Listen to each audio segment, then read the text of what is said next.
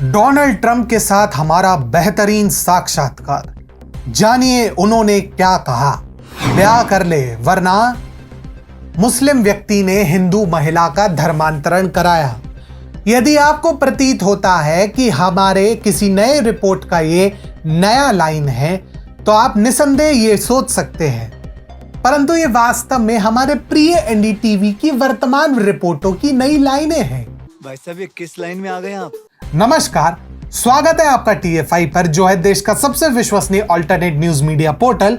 और मैं अनिमेश पांडे आपको अवगत कराऊंगा कि कैसे एनडीटीवी का अडानीकरण अब प्रारंभ हो चुका है।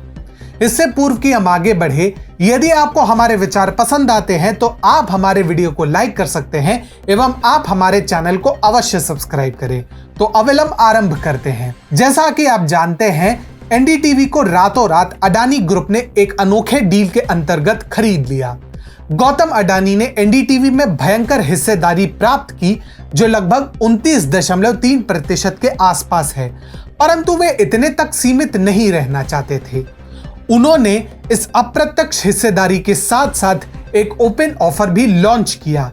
यदि वे इसमें सफल रहते हैं तो एनडीटीवी में उनकी कुल हिस्सेदारी लगभग 56% हो जाएगी, यानी एनडीटीवी के मूलभूत अधिकार अब अडानी के पास रहेंगे।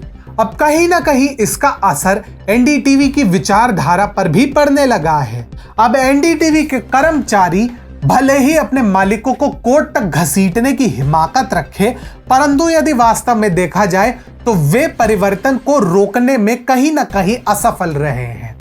जैसा कि हमने पहले बताया, एनडीटीवी के विचारधारा में परिवर्तन आ रहा है और ये उनके खबरों से स्पष्ट दिखता है।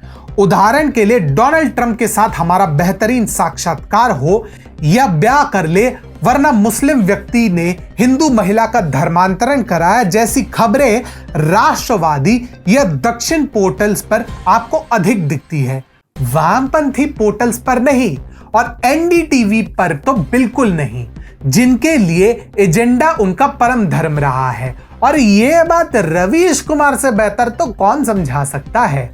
क्या बात है सर, क्या बात है सर। परंतु एनडीटीवी के वामपंथी बिरादरी चाह कर भी कुछ नहीं कर सकती, क्योंकि एनडीटीवी के वित्तीय निर्णयों ने ही उन्हें इस योग्य नहीं छोड़ा।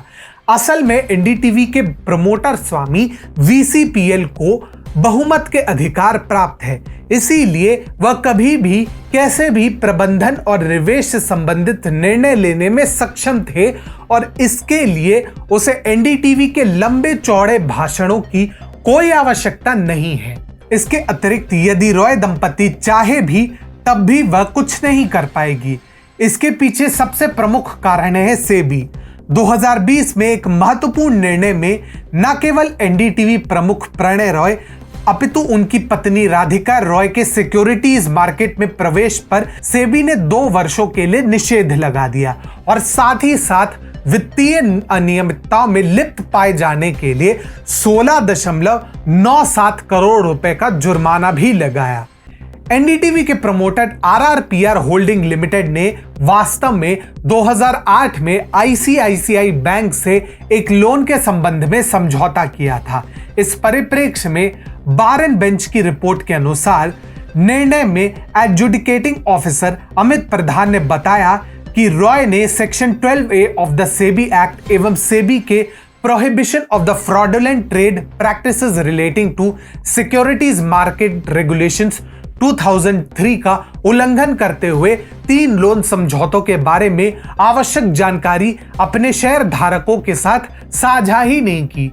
ऐसे में एनडीटीवी का अडानीकरण तो उसी समय प्रारंभ हो गया था जब इसका अडानी द्वारा अधिग्रहण हुआ था। अब देखना यह होगा कि एनडीटीवी का केसरियाकरण कितने दिनों में होता है।